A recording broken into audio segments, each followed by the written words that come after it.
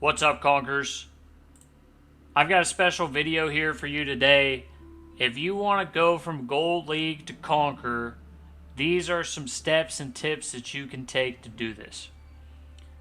When I first started playing Age of Empires 4, it was the first time I'd ever played rank in any game. I've played a lot of RTSs, StarCraft, Warcraft, Age of Empires, Command and Conquer, a lot of grand strategy games.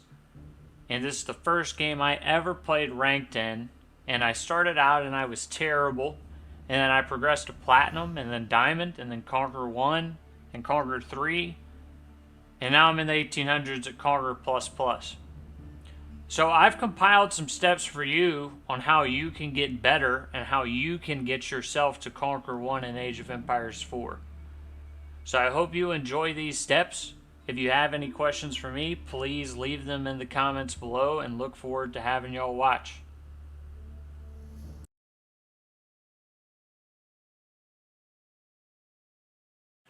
Really quick here, guys, before I take everyone through the steps of going from Gold League to Conqueror and how you can do that with some specific steps and tips, we really need to talk about mindset for the next 90 seconds.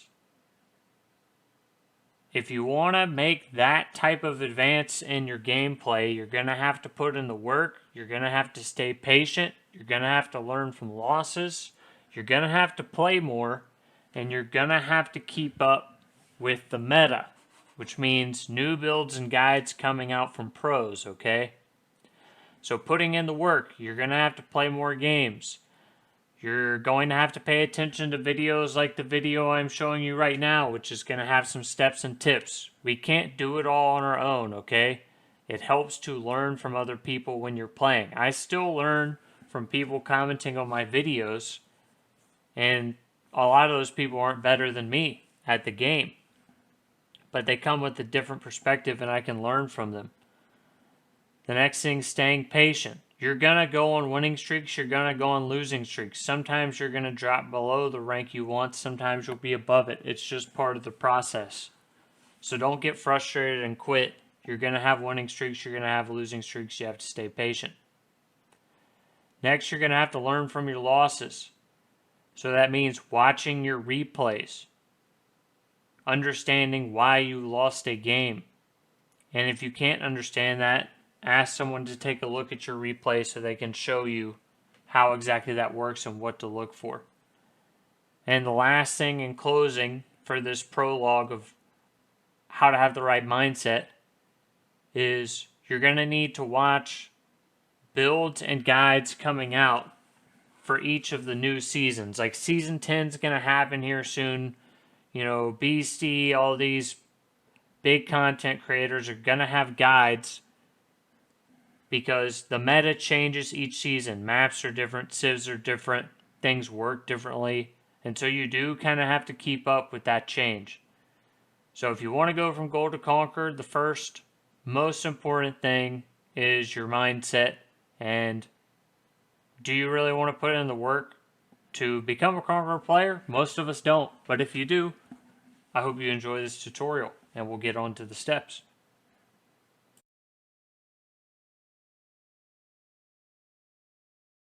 What's going to take you from Gold to Conqueror is being a better player and working on some of these steps that I'm going to go through in this video. It's not the civilization, it's how you play and whether you can learn and adapt from your mistakes.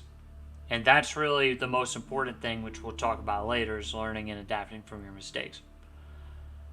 How you choose a civilization is you want to play a civilization that is fun, right?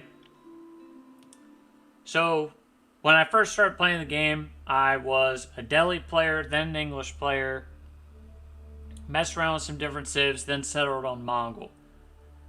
And I started playing English, even though they weren't my favorite, just because the longbow rush was effective at that time, and, you know, but I wasn't having that much fun. So then I moved to a civ that was really fun, and I wanted to play with a lot, which was Mongol. And because that fits my aggressive playstyle. So I think you need to kind of take a look at what your play style is, how you like playing, and then pick the civ accordingly. Okay? If you're a defensive guy and you play Mongol, that's probably not going to be very fun, and it doesn't play to your strengths. I'm a really aggressive player. I play Mongol. It plays to my strengths. So, the best advice that I can give, and I've heard pro players say this, like Beastie, if you want to go from gold to conquer, pick one civ. Stop playing 16 different civs, okay? I don't play 16 different civs, and I'm a conqueror 3. Like, can I play with those civs? Sure. Do I play with those civs? No. I don't play with Byzantine. I don't play with Abbasid. What are some other ones in this list? I don't play Rus. I don't play Ottoman. I don't play Order of the Dragon. I don't play English. So the goal really should be for you to make the first step from gold to conquer 1. You need to pick one civilization, you stick with it, and you achieve that goal, right? Like, that's how you're going to get better. You're not going to get better by changing your build and your gameplay every time you're playing because you're playing a different civ. Again, if you want to do that for fun, that's fine, but this video is about going from gold to conquer and how to do that. So you really want to choose your one civ that you find fun, that fits your play style, and you want to play the crap out of that civ until you get to your goal of conquer 1. And even then, you probably want to keep playing mostly one civ until you even get to conquer 3. Because there are things we're going to talk about as far as matchup wise. There's so many civs in the game, right?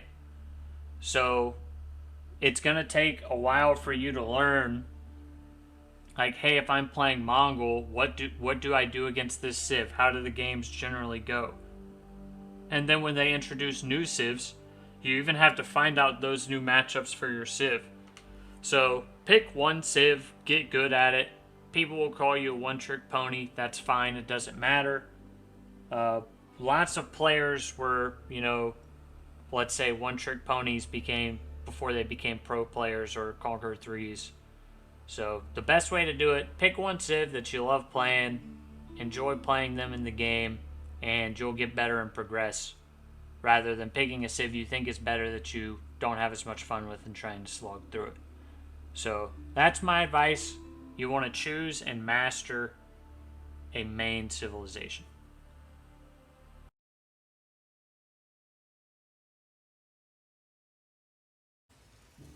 The first step we're going to discuss, I'm calling mastering the fundamentals. And it's got 4 subsets that we're going to talk about, which is having a clean build order, which I'm going to show here. Focusing on your economy and macro, which I will also show. Hotkeys and control groups, and scouting. Okay, so we're doing a lot of things at the same time now. Let's slow down to half speed. Mongol was probably the hardest setup at the beginning of the game that you can have. I play a lot of Mongol. I send the Khan out to scout and grab sheep. I move a villager to build Uvu. I have 5 villagers chopping wood. I've planted my town center. That town center is making villagers.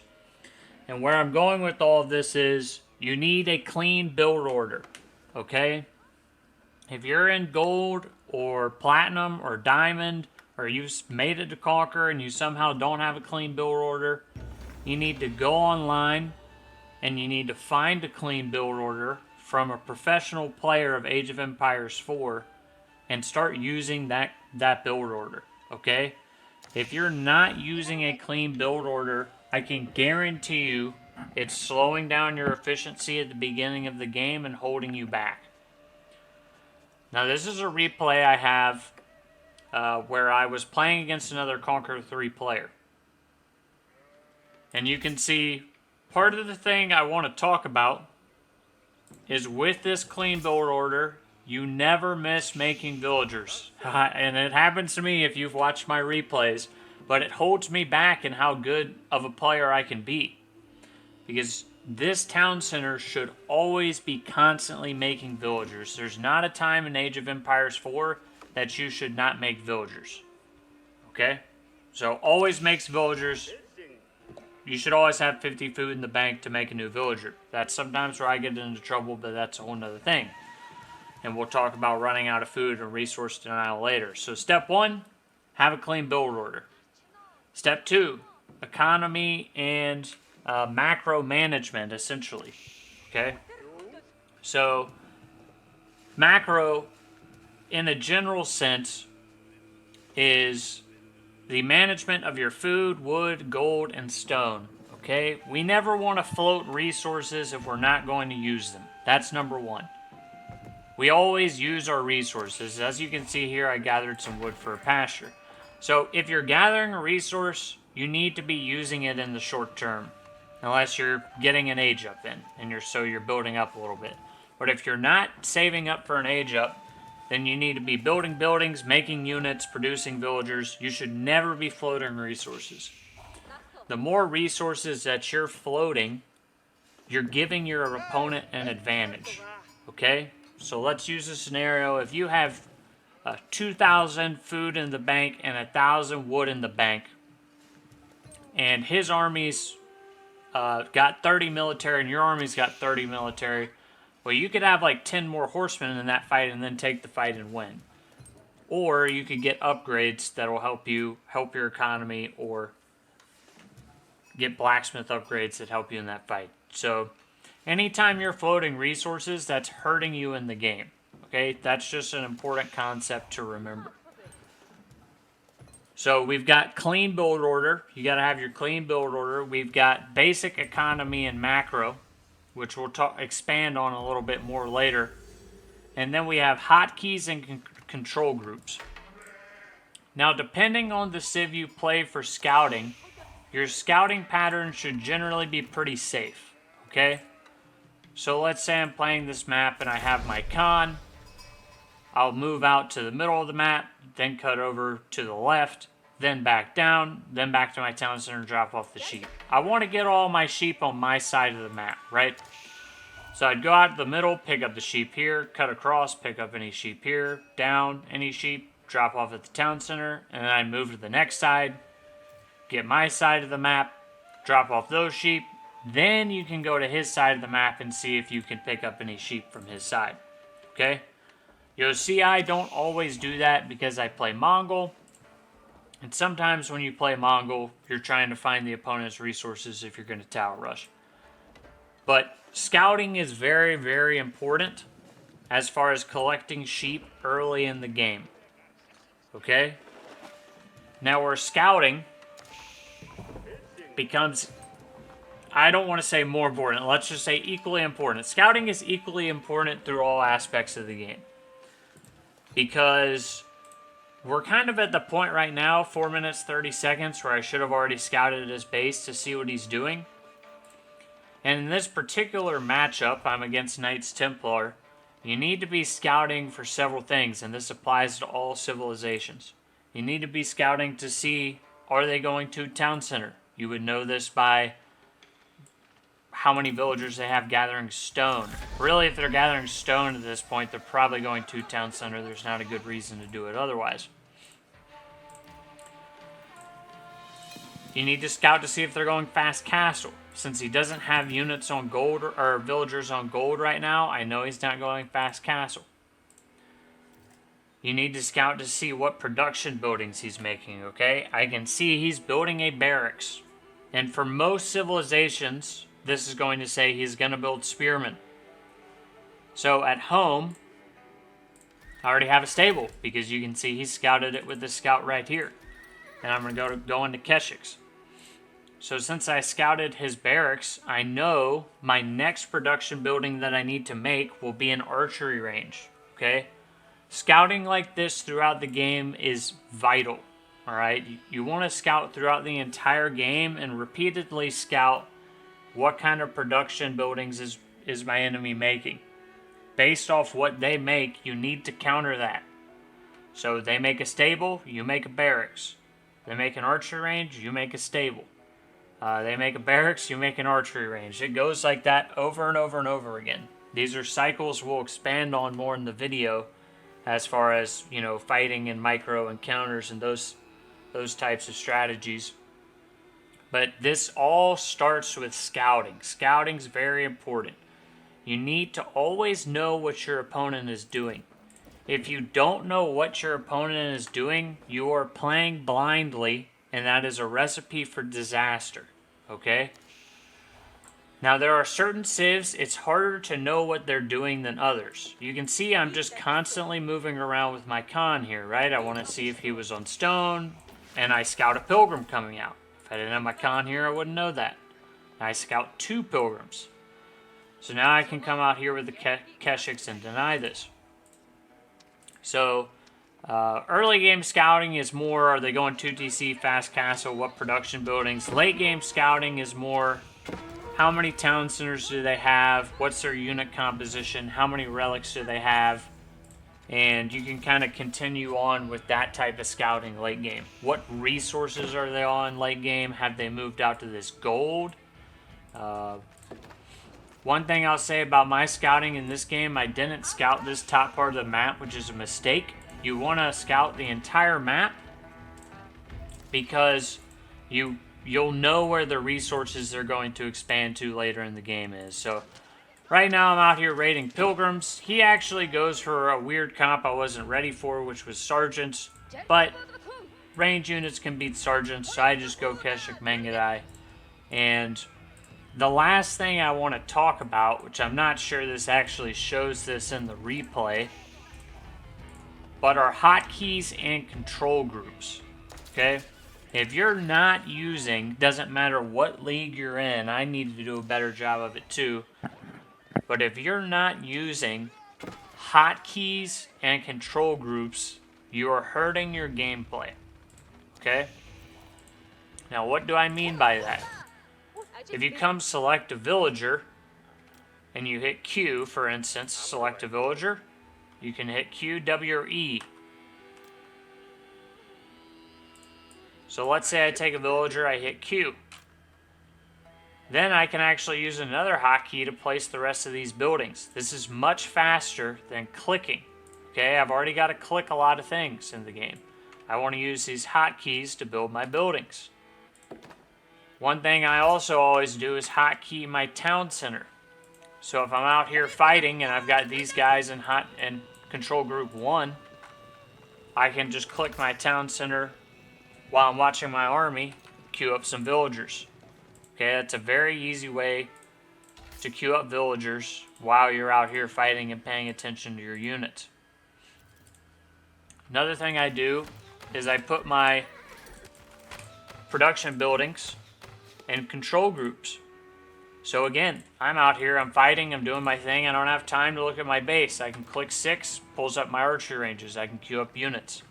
I can hit 7, pulls up my stable, I can queue up units, and I never have to go back to my base.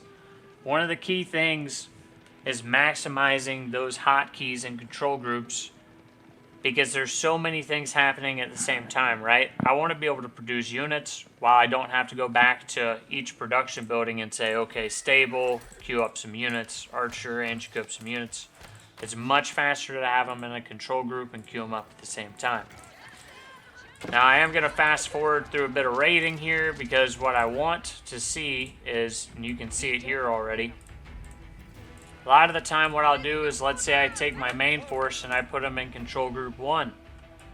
Then I have a Keshik here who's scouting for pilgrims. I'll just put him in control group 2, okay? Some guys come through, he goes ahead and takes them out, and I never even had to pay attention to him. What I'll do later in the game, a lot of the times, is I'll have multiple armies. You don't always have to do this, but you can focus on 1 or 2 control groups, and I'll use different control groups to hit different parts of the map. The easiest way to break these control groups down, if you're, don't want to manage 3 or 4 at the same time, is you put all of your cavalry in control group 1, you put all of your infantry in control group 2. Vice versa, if you have no cavalry, you can put all your range units in control group 1, all your melee infantry in control group 2. Use siege as 3. So that's just the way I do it. And these control groups are really important because you can select them at any time. Let's say I'm over here and I want to select my 1s. If I double click 1, it actually takes me right to that control group. So I can be anywhere on the map, hit 1, or same with my town center, hit 0, and it'll take me around the map without me having to scroll back and forth.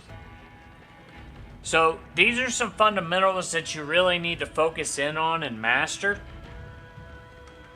And I'm interested to hear what kind of questions y'all have about these fundamentals. I could go more in depth, but I don't want the video to be 3 hours long. So again, for mastering the fundamentals, you need a clean build order.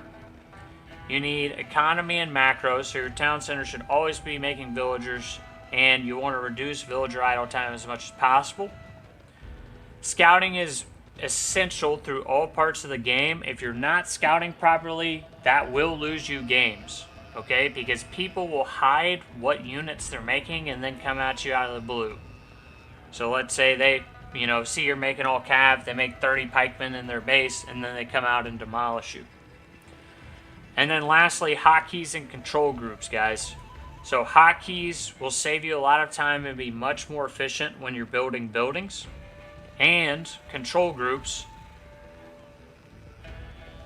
for when you're essentially zooming in. I couldn't think of the right word, but if you want to zoom or be taken to your army, like I have the ones here, the Keshik and Mangadai, if you want to snap to those units, you can double click the control group. And if you put your buildings in control groups, you can easily make units out of those. So I hope that quick course in mastering the fundamentals was helpful. And next we're going to talk about choosing and mastering a civilization. But those 4 key items in mastering the fundamentals will help you get to being a Conqueror 1.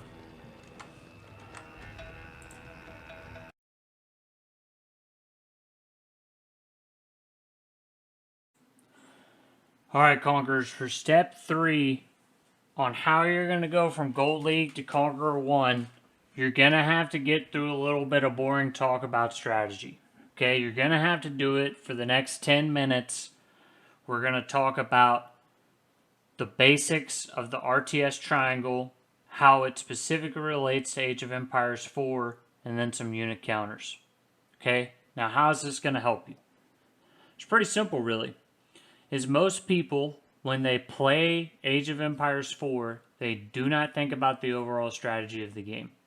It's not that you've never thought about it. It's not that you don't think about it when you're not playing the game.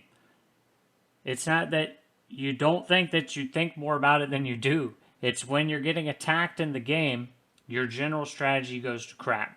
And you panic, and you don't think about it again. Okay? The other thing is, I know there are players out there who they have one strategy, they implement that strategy regardless of what their opponent does. And this general strategy talk is to tell you that will not work if you want to get better at the game.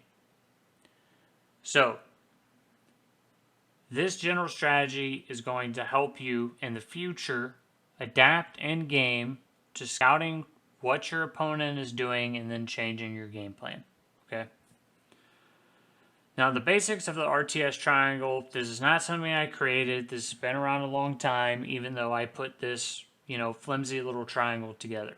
So, the basics of the RTS triangle are there are 3 strategies. You can boom, you can turtle, you can rush. Now, let's talk about it from the perspective of what your opponent does. If your opponent is going to rush, you can beat his rush by turtling. Every example I talk about, I'm going to discuss 2 opponents of equal skill. So, opponents of equal skill, if my opponent rushes me and I turtle, I win. It's not 100% of the time, but it's the majority of the time. If my opponent is booming and I rush him, then I should beat him the majority of the time. If my opponent is turtling and I boom, I should beat him because he's just sitting in his base while my economy is scaling to higher and higher numbers, and I'll eventually beat him. And let me explain for each of these examples how that works. So if your opponent's rushing you and you turtle, the reason you're going to win is, let's say you're both putting resources into army, but you have defensive buildings and he does not. And he's got to spend resources on building rams, because we're talking about feudal here, to push into your base. And you have defensive towers, town center that can garrison, you've got units inside of your base. If you're both equal skill pouring resources into units, you to defend, him to rush, you should beat him, right? Like, he pushes in with the army and rams under the town center, your army's engaged, the town center's firing off on his army, you pull your villagers in and out of the town center, burn his rams down, he's toast, all right? He's going to lose that battle. Now, if your opponent's booming, let's say they're just a 3-town center Abbasid kind of guy. That's what they do every game. They don't adapt to their opponent. They're doing their 3-town center Abbasid and you can't stop them. Well, actually, if you just do a feudal all in, you'll beat him almost every time. Because they have invested so many resources and additional town centers and then additional resources into making villagers. If you just make army, your army will be so overwhelming they will lose the game. It's a simple who has put resources into the army and who has not in that situation. Now, the third part of the RTS triangle, as we approach 5 minutes in this session, is booming versus turtle. If my opponent is turtling, and I know they're going to turtle, I've scouted, I know they're turtling. Like, there are some civs more prone to do it, like English, House of Lancaster. A lot of the time I'll scout them, and if I see that they're going to turtle, I will boom. Because there's not another option, right? You can't rush them. Like, if they're turtling, you cannot rush them and beat them. It just really doesn't work well. Like, you might beat them 30% of the time, but that's not good odds. So instead, you just boom. You trade boom. You know, as Mongol, maybe I go fast Imperial for the Cognate Palace. As a different civ, China, maybe I build multiple town centers. You just outboom them. And then you build a giant freaking army later with siege. And then you walk in their base and you destroy them. So those are the basics of the RTS triangle. Now, how do we apply this to Age of Empires 4? That's what I'm going to tell you in this next slide. So again, if you're still with me after 5 minutes, we're going to take another 5 minutes to talk through this. I know it's boring information to look at it in this format, but it really is very important if you want to get better at the game and think through the general strategies. Age of Empires 4 is a tad different when I wanted to work on the triangle. So I put it more in a list format of turtle still beats feudal aggression. Boom, which I've put here as 2-town center of trade, still beats turtle. But there's something a little different in Age of Empires 4, which we have called Fast Castle. And Fast Castle beats 2-town center or trade. Again, this is the majority of the time. I'm not saying any of these are 100%. I'm just saying the majority of the time. And let me explain and give a scenario on this. Fast Castle, let's say you're playing Holy Roman Empire, Japan, Jushi's Legacy, good fast castles for all these civs. And you're playing against a French player who, instead of doing feudal aggro, which would be the meta, or what he is generally supposed to do, he decides, I'll build a second town center, or maybe I'll go Chamber of Commerce this game, because I know they're going fast castle. So they're going to spend extra resources making trade or a second town center at this point, which puts their unit production and their castle age timing behind yours. So once you hit fast castle, you just make 1 billion knights, and then you go kill them, and they will have nothing to stop you, because they've put themselves behind on unit production and behind on their castle timing, and you're going to be ahead of them in unit production and your castle timing. You're going to be picking up relics.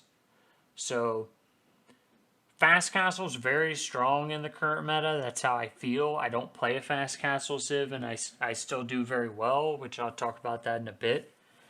But a lot of the strongest meta in the game right now, saying this in June 2025, seems to be around fast castle into grabbing relics and either ending the game in a castle timing push if you can, or dealing some damage, going back to your base, building a second town center, and outscaling your opponent at that point for the late game.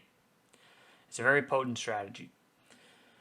Now, feudal aggression, I've done this a lot of times, can beat fast castle. It's not as surefire as the other parts of the RTS triangle or this list.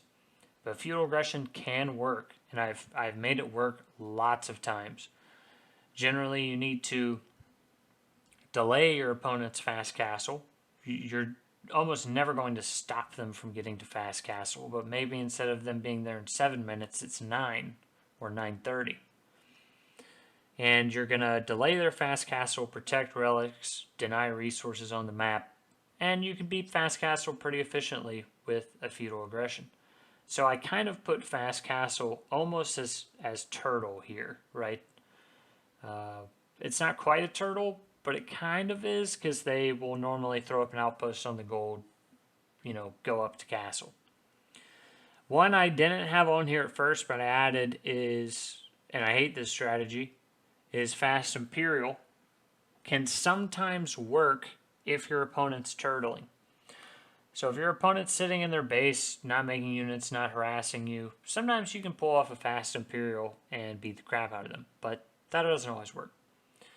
So that's another 5 minutes on general strategy, and what you really need to be thinking about in your games is if you're going into the game with the same strategy every time, that's not good.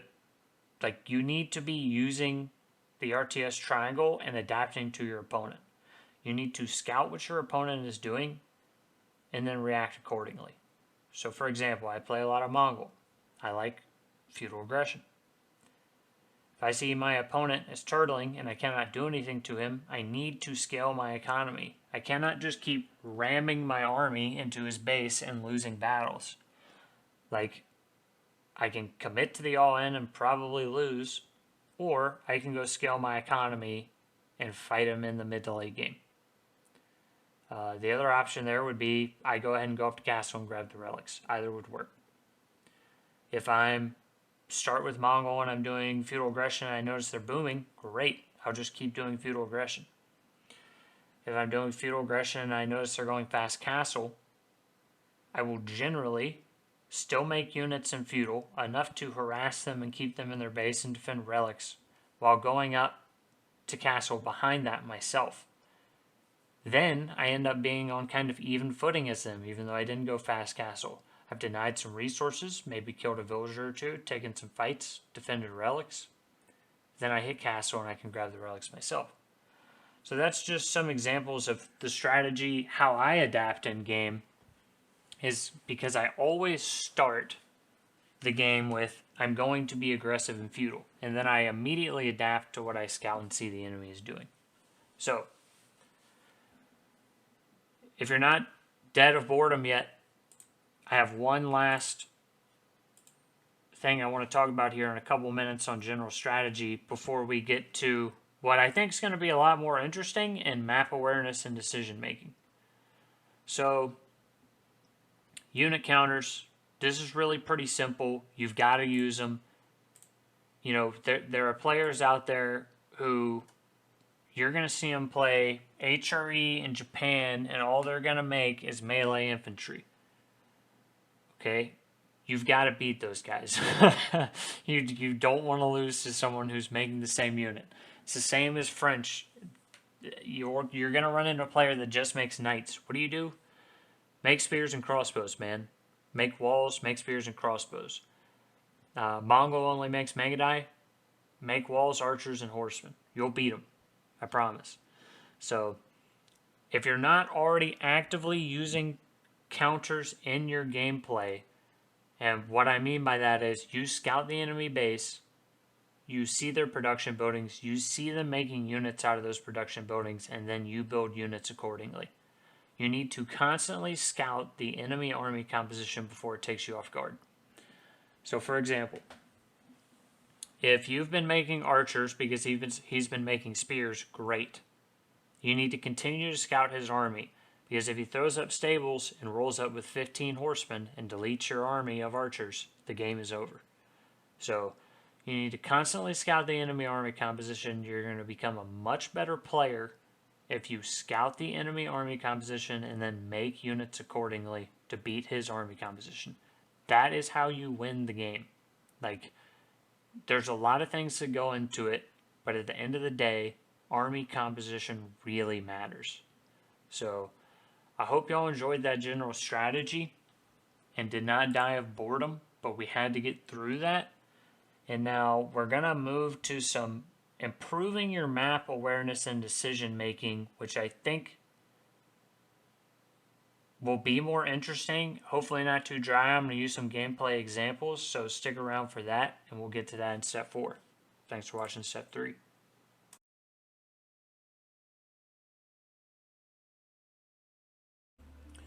Alright, Conquerors. For step 4, we're going to talk about map awareness and decision making, and I have a beautiful map of Dry Arabia here to help us talk through that process. So there's a few things we're going to talk about, and I'm going to split this up into different sections. One is resource denial, when to fight, tech transitions, relics, adapting to your opponent, and then that'll really wrap things up, and I'll do a conclusion of this video. So I hope so far things have been pretty helpful for you. Now, there's a few things I want to talk about as far as resource denial. And we're going to use this beautiful picture of Dry Arabia as an example. So let's take a look, and if you're playing as blue here, or excuse me, if you're playing as red, we're going to mark a few things up. So let's say you start the game, you scout the entire map, you're playing as red, and one thing you want to kind of take into account when you're scouting early is where are you going to expand later?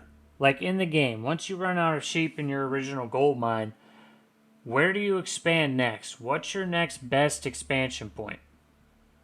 You don't really want to expand in both directions, north and south. It's almost too much to defend, okay? So you really want to pick one expansion point that you can move to. So, for instance, if I had to look at this, and I'm playing red, and I've scouted it, I'm thinking I'm going to move north. Okay? And then we do some walls here. You could even do a wall here. And then at the bottom, you just do your wall like this. Rather than expanding all the way out on both sides, you've got a little more defendable territory. The reason I say that when I just take a quick look at this is you don't need stone to survive, guys. So the stone is nice, but you do have a big stone back here. You've got 2 small golds and a big gold. You've got a deer and multiple berries, compared to the bottom side, which just doesn't have as many resources. So when you're scouting in your early game, you need to kind of go ahead and think about, so you don't have to think about later, where's your expansion point? Where are you going to move out on the map? You don't want to be 15 minutes into the game and just scrambling and throwing guys around for food on the map and getting caught out. Now, that's how you're going to protect your resources. You know, maybe we get some towers up out here and we rally our military units out here to defend this area. Now, if you're playing against red and you scout, sometimes bad spawns happen. And if you see a bad spawn, you need to take advantage of it, okay? So if I'm blue, I know I've got to expand out to this side. It's where literally all my food is. Food, gold, literally everything, okay? So as red, we kind of want to take into account resource denial as a key strategy in the game. Okay, the number one resource, in my opinion, that you need to deny in the game is food. If they run out of food, the game is over. Like, if they run out of food and you still have food, you're making units, they're not. You're making villagers, they're not. Doesn't matter if they have 3 town centers if they have no food. Okay, you'll overwhelm them at some point if you deny their food. You can live without gold, even though gold is very important to deny later, and we'll talk about that in a second. But early mid game, if you run out of food, you are literally screwed because you have to put all of your villagers on wood and start doing a farm transition. So running out of food is the worst thing that could happen early to mid game. So if I'm red, I'm expanding up here, securing my area, and then I'm focusing on denying these resources. Because we've got 2 packs of deer, 2 possible golds, 2 berry bushes, and of course the wood line. You deny this, pretty much game over. Not pretty much. It's game over if you deny this and you're playing red. This was just an example map I picked up. So it's very important. Resource denial is a key strategy in the game. Okay, if you're playing aggressive early, you can deny the second gold a lot of the time. So like his first gold is safe. So let's see if we can erase. That is not what I wanted. We'll pretend that that didn't happen. So let's go back into editing. So again, let's say this is blue's 1 gold, okay?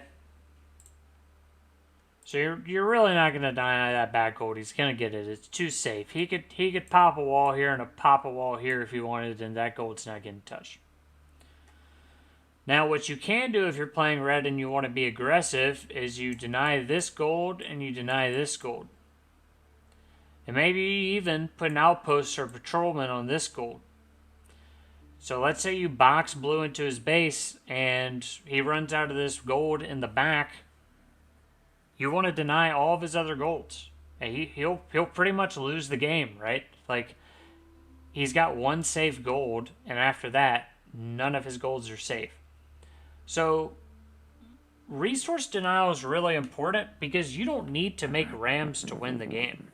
Like, if you have a bigger army, you don't need to make rams and destroy your opponent's town center. You just deny them from getting resources. Like, if we just deny all of this deer, these 2 mines, let's actually switch this to red. You know, if we just create basically a blockade with our army,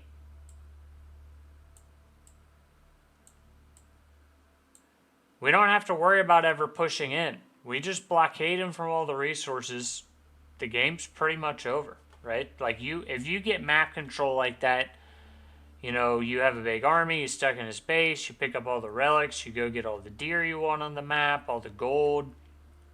And a lot of the time, if I get this serious map control, I'll go ahead and I'll go gather these gold mines. Because these are the big gold mines that you're going to need later in the game. And I'll save my ones closer to my base.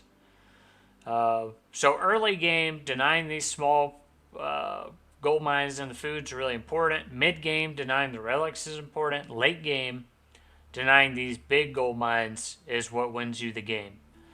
Like late game, they're trying to, let's say they've already gotten these golds and you've got a keep here and a keep here, and you're eating up all the gold here, he's screwed. Because the only way he's going to get gold is trading, and we can see that's not happening. So that's my little clinic on resource denial. Okay, hopefully that was helpful. If you have any questions on resource denial, I would say I'm very good at resource denial when I play games, and I'm happy to answer any questions you have about it. There's multiple ways you can do it. You can do it with feudal aggression. You can do it by going, for instance, fast castle and then having a castle timing attack, pushing your enemy into their base and taking map control and denying and grabbing relics behind it. So really happy to answer any questions y'all have about that. And I think what I'm going to get into here next, hopefully with some gameplay footage, is when to fight, tech transitions, and then relics. And so I'll catch y'all when I jump into that.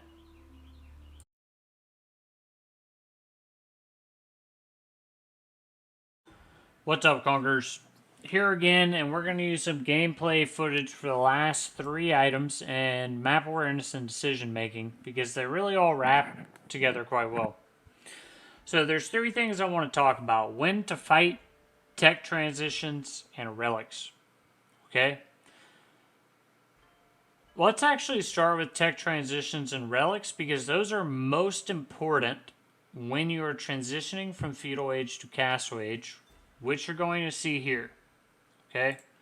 So this was a tournament game I was playing against a very good player, Felisberto, very solid. He was like top 50 or something at the time we played. And for my fast castle guys out there, really anytime you move into a new age, you never move into a new age unless you're going to make better units, get the upgrades for your units, or pick up relics. Okay?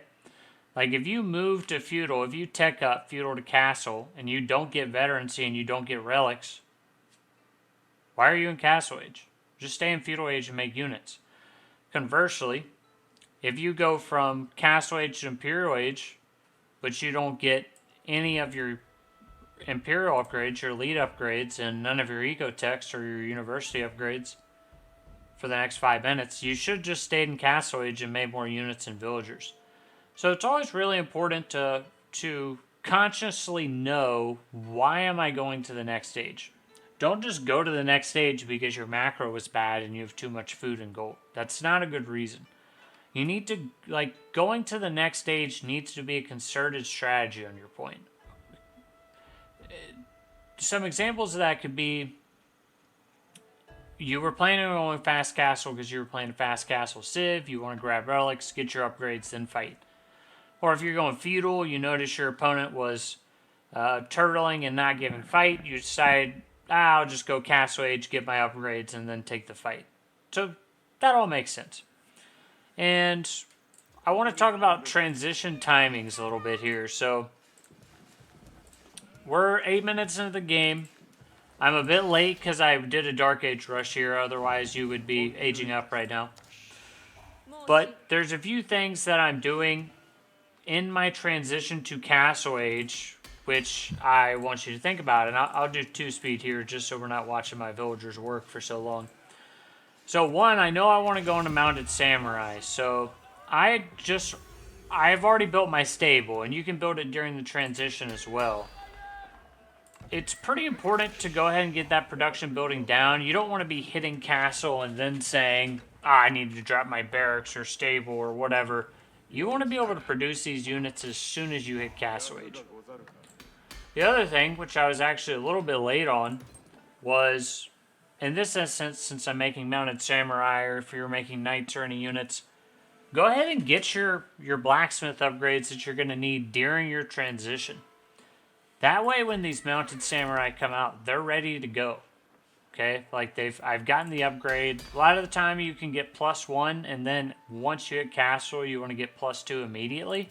And that's a really solid timing. So, what's my general strategy here? The general strategy behind this castle age timing, and this is talking about tech transitions and relics here. And if you can get good at your tech transitions and your relic pickups when you move to castle, you're going to win a lot more games. I just know you are because it worked for me, right? When I got better at my timings, I went to castle when I meant to, and I got my tech upgrades and my relics, you'll win a lot more games. I can promise you that. So, start making my mounted samurai, send out my priest. Of course, he's a good player. He's got a knight protecting relics, right? That's not surprising, but I can chase him off here. Main thing is, I need to go out and collect as many relics as I can on the map. It's free resources for the rest of the game once I have them. And you can actually see in this game, he decided to match my castle age, which is unusual for French, but he saw that I walled up here like a little gremlin, and so that's what he decided to do. So I'll get my monastery down soon where my guy can deposit relics. Right now, I'm trying to get out on the map, capture as many relics as I can. There's still 4 on the map. He's actually going pro scouts, which I think during the game, I don't even know if I noticed, to be honest with you. So, a good way to secure relics on the map, and I need to be better about this, is one, you guard your priest with units, but also you go raid him while you're guarding your priest with units. So you attack his base to pull his military units back to his base, and then you guard your priest with your own units. As you can see, I have some spearmen here to protect my good priest, and I did find his scouts. So, you see, he's had to commit to bring some units back. And while I'm talking about these tech transitions and timings, I'm also going to talk about when to fight, because if we go into caster mode, things are pretty even right now. Mounted Samurai versus Knight, so I don't really want to take a bad engagement at this point in the game. Things are even. I know I can't push into the base. I'm just trying to get map control and secure relics. That's the goal right now, right? So this is really kind of an even charge. Both of us back off, say, you know, not a great time to fight. And we have God Vision right now, but I really know a lot of this through scouting. Barely missed those scouts. And, of course, he always has a scout with his knights, as you should. Again, I saw he moved all of his knights up here to attack my mounted samurai. So what does that mean? That means I know they're not at the bottom, so I attack. You really have to pick and choose fights, right? If you can scout and you can know where the enemy army is, you can know when you can go in for an attack on the base. Right? Like, take your units and go where the enemy army is not for your counter raids. Like, if you've got vision, you know where the enemy army is, and you're equal footing or can't fight it because it's bigger, go counter raid where their eco is. That's just the easy way to do it. I do that over and over again. So, I think just one relic right now. Did he pick up relics this game? Nope, 2 relics. He's probably killing monks out here. 3rd relic on the way. We've got 2 more monks going out of the other relics, which they're obviously not going to make it. So this is actually where the point in the game gets interesting. So I've already done my tech transition. I've already done my relics. I got 3 relics. That's pretty solid. The other one's coming back. If I can get 4 or 5, I mean, that's amazing, but not expected. So at this point, I'm getting my veteran spearmen, making Onimusha because he's got knights. Got to get my upgrades there faster. And now I'm going to kind of gear up to take a fight. I'm going to get another town center out here, and then I'm going to gear up and take a fight. You can actually see, you know, his numbers, his knight numbers are really good right now. He could probably, he could probably take me in a head-on fight. So I kind of want to do some raiding while just defending the base. I want to pick and choose my fights here. If you feel like your opponent's got a stronger army, you don't really want to engage that directly. You kind of want to defend the base with your infantry, which you'll see me do here, and counter raid with cavalry. That's how I do it. I'm not saying that's the best way because I'm not the #1 player in the world, obviously, but that's just how I do it. So, you know, I had outposts here, just ran my villagers away, bring everybody back. I don't want to fight with just... So, here's something players do all the time who are lower league. They would just charge these spearmen into these knights and get annihilated. Like, you always want to fight with your critical mass. You don't want to take bad fights with small amounts of units. So I deliberately kept these spearmen away from the knights while my other guys got here. And you can actually see this is a bit of a bad fight. He could turn around and take a charge here. So I really shouldn't do this because he's got critical mass of knights and I don't have all my units together. That was a bad fight for me. It's the very small things like that that win and lose games long term. So, you know, he's got a lot of knights. Get a second town center up, whatever. I keep the spearmen at home, and I decide, hey, to defend at home, I'll keep, you know, building spearmen, rallying spearmen out here, and then I'll keep going and raiding with my cavalry. Like, that seems like a good idea. You know, a few more villager kills, had some bad pathing there. But you can see now, I had some walls up at the base, some pike, some spearmen to defend. Now it's 10-0 in villager kills. And French have faster villager production, so they're really not that far behind. And I've probably idled my town center a bit because I'm bad about doing that. So, just got my 3rd relic, 4th relic coming in. Can't remember if I ever get that one. Probably not. So again, you can see I always apply constant pressure, so I have 2 armies on 2 sides of his base, just keeping him in his base, applying constant pressure. Don't want him to get out on the map to these other resources, because there's a lot of food out here that he could use. There's gold out here. So we were talking about map control and resource denial earlier, and what do we see happening? Because I've got mounted samurai out here, he can't go eat his fish. He's building farms. Which means he's got a ton of people on wood, and he's going to have to build farms, which puts him further behind. Because right now, he's ahead in army. But once he starts building these farms, he won't be. Farms with Japan don't really put you that far behind because you have really good harvest rate anyways. So, I'd already farm transitioned. So, now he kind of goes for a mega push here. And you know, I'm kind of talking about when to take fights in this segment, so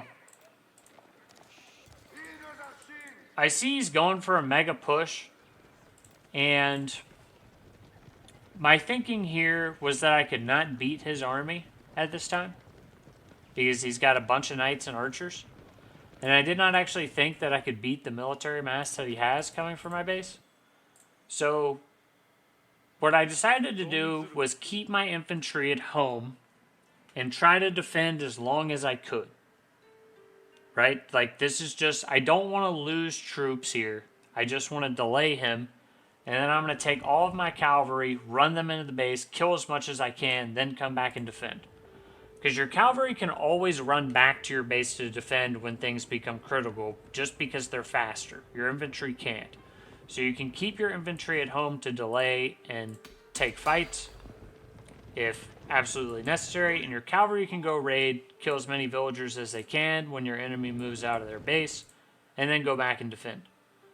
Alright, so this is just some general strategy of when to fight that I think will help a lot of people. Anytime you're under pressure in a game, you should still be attacking.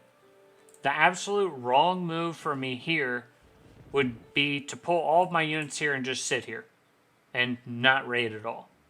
Because then I would apply no pressure, he would regain map control.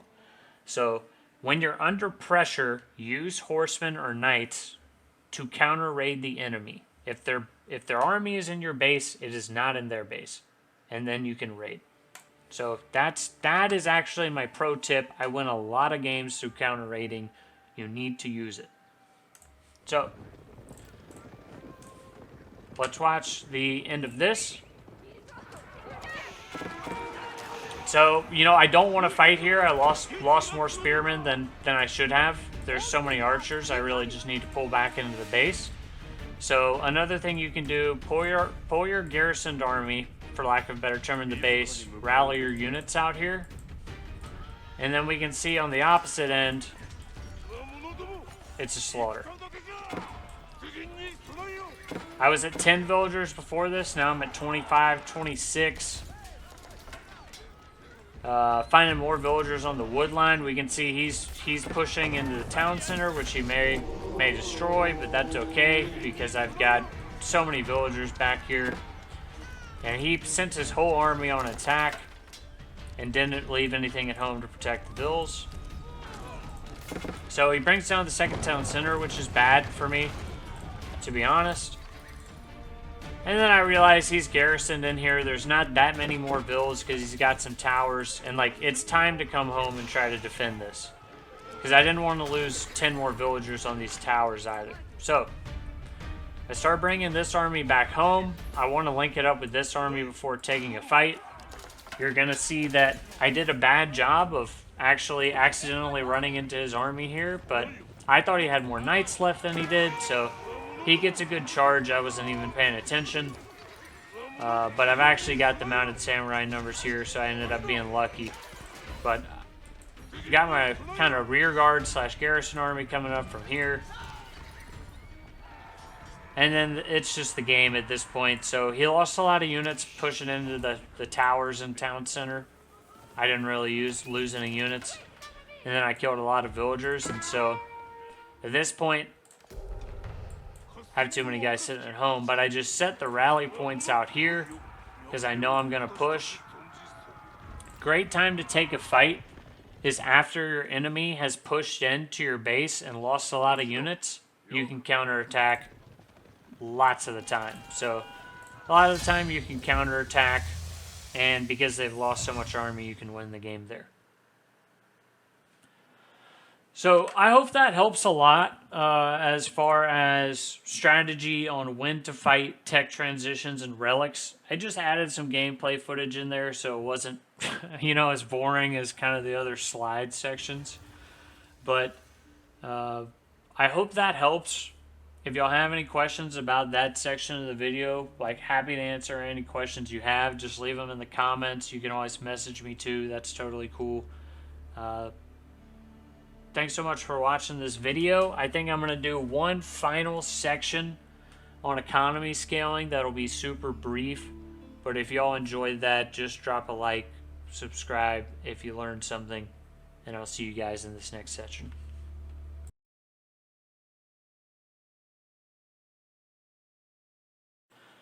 What's up, Conquerors? For our last section of the video, we're going to quickly talk about economy scaling, siege, and the conclusion to this video. So if you've made it this far, I appreciate you watching. I know some of it's been dry, but hopefully super useful. And I'm actually showing a game here where I got my butt kicked and just pulled out a win through craziness, which I think in this video I'll be able to show how my opponent outscales me economically, and how in the end, siege really helped me propel me to a victory. So this will be an interesting one. So right now, we talked earlier about your town center idle time. I'm not in Song Dynasty where my villagers would produce faster, but it's 6 minutes in the game. I'm 2 villagers ahead of him. Now, how does that happen? That happens because he's had idle time on his town center. So again, that's just something to be cognizant of. When you're playing the game, you need to constantly be building villagers out of your town center. If you don't, you're basically losing an advantage that you should never lose, right? You should never be down villagers if you're both on one town center and just making them at the same pace. That should never be a thing. So I'm playing China. He's doing a Rus Pro Scout Fast Castle build. I'm doing Pro Scout as well. He's surprising me with the knight a little bit since I went horseman, which was smart on his part. So he does a really good job. What I want to talk about in this game is economy scaling. Okay, so the general idea is if I'm playing one town center and you're playing 2, I have to kill you. Because otherwise, your economy will just outscale mine at double the rate and you'll beat me later in the game.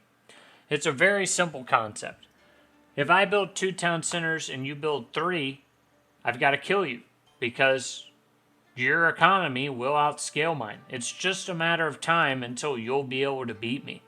So anytime someone is going a little greedier than you are, for lack of a better term, it puts you on a ticker. You either have to match or outdo the greed, or you have to push and kill them. It's really one or the other. You need to scout your enemy, and if they are outscaling you economically, you cannot sit in your base and do nothing. You will lose the game. That's a very important concept to understand that a lot of players don't play well against. Is they'll just keep playing on their one town center when someone else is on 2, or trade, or something else like that, and they're just getting outscaled, and it's like, you can make 50 longbows, but it doesn't matter because they're outscaling you economy-wise, right? So, you've got to either kill your opponent or outscale them economically, right? And we're actually going to see here in this game, I get outscaled pretty bad. It hasn't happened yet because I'm at 8 speed. But we'll see where essentially he goes for a strategy I was saying earlier, which he goes fast castle into grabbing relics. And after he's secured map control and relics, you can see he got his first relic here. Then he'll start ramping up the economy pretty heavily. So, you know, he's building horsemen, he's sending them out, he's taking map control. I have done a bad job taking map control myself, and boom, second town center. So I have 5 villager lead right now. He's building a 3rd town center, going super greedy, but this will vanish really, really quickly, okay? So this is where I actually have spies, so I can scout this. I eventually scout it and see he's on 3 town center and kind of freak out. But because he's going this greedy, I either have to match 3 town centers, or I have to go all in and try to kill him. Like, those are your 2 options. So, economy scaling wise, if I just sit here and try to build up in my base, he's just going to obliterate me, right? And the reason I'm talking about this is because I've talked with players who are gold, platinum, diamond, who I guess have struggled with this concept a little bit. So this is why I'm talking through it, is a lot of the times they'll play a game and they'll be like 1 town center English against 2 town center English and not know why they lost. Well, it's because you weren't able to kill them early, and therefore they easily outscaled you. So that's just something to keep in mind. Like, if you can't kill the enemy early, you either have to do that all in and win or lose on it, or you have to match them and try to scale. So I saw he had a second one and basically decided I would match and get a 2nd town center. What I didn't realize at first was that he had 3 town centers. And once I realized that, my tune really changed, which is why I threw it on a Siege Workshop, is because once I realized he was on 3 town centers, I realized I was going to have to go all in, which, you know, is crazy at this point because I'm vastly behind in economy and our militaries are still pretty similar, but 3 sacred sites, 3 relics, 3 town centers, he's setting up trade. And so I was just like, you know, win or lose at this point. I can't keep matching his scaling. He's already ahead of me. I've just got to send it, you know. I've just got to put everything I can together and shoot for the fences. So the one thing we're going to talk about in this, and this, I'll admit, is not a great gameplay footage to talk about Siege. But Siege is really important in the late game. And if you make Siege, the most important thing is keeping your Siege alive. Your army does not matter. So, you know, all these Dung Nu and stuff, Nest of Bees or cannons or trebuchets or whatever, those have to stay alive. Like, forget the army. The army's job is to protect your Siege so that your Siege can kill the enemy army and units, because Siege is very expensive. So, my army's job, protect these Nest of Bees, because he's already 30 economy ahead of me now. Because I'm going to do an all-in with everything I've got. So, my army has to protect these Nest of Bees. The Nest of Bees is how I will break his army with the horse archers. So, here we go. Do a little push out. The villagers are here to torch buildings, but they can also protect and repair Siege. Actually got a little careless with the Siege there. But again, you can see, economy-wise, I'm getting annihilated, so I have to do something. I cannot try to outscale him. He's already beaten me, economy-wise, right?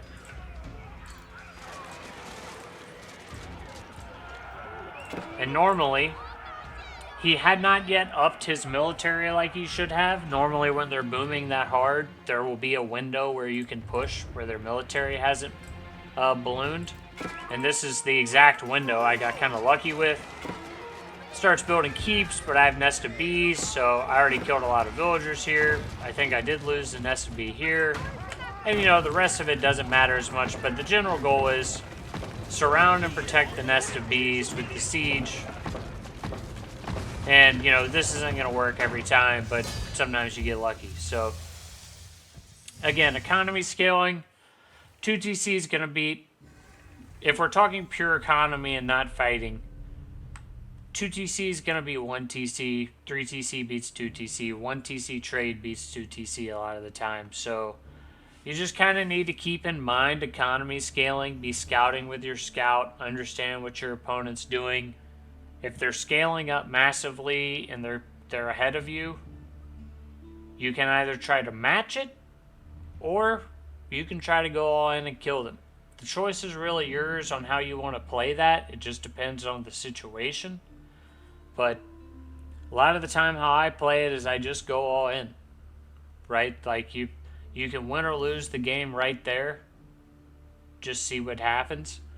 So that's really the conclusion of the video. We covered a lot in this video, and I'm not sure if anybody's going to make it to the end of this. It's so much. Normally I wouldn't do such a long video for tutorial, but I do truly think if you watch this and you sleep on it, take 1 or 2 of these steps, and for the next like 15 games you play, work on those. And then the next 15 games again, you work on another step. And then the next 15 games, you work on another step. You need to slowly integrate some of these into your gameplay. Don't try to do every step at once. Like, pick one part of the step, do it in your next 15 games. Pick another part, do it in your next 15 games. And you'll slowly integrate this into your gameplay and get better and better. That's how I got better. I would choose something like, okay, on Age Up, I'm going to get relics. And I would focus on that, dude, for like 40 games. I'd be like, I'm going to get relics. And now I just do it. So we talked through a lot of stuff. We talked through mindset. We talked through mastering the fundamentals, choosing and mastering a civ, understanding strategy and matchups, improving map awareness and decision making, and finally economy scaling. So I really hope that this video was helpful to some people out there. It took quite a while to make. If it was helpful, please drop a like on the video, subscribe to the channel if you learned something, and let me know in the comments if you have any questions. And as always, thanks for watching, and take it easy.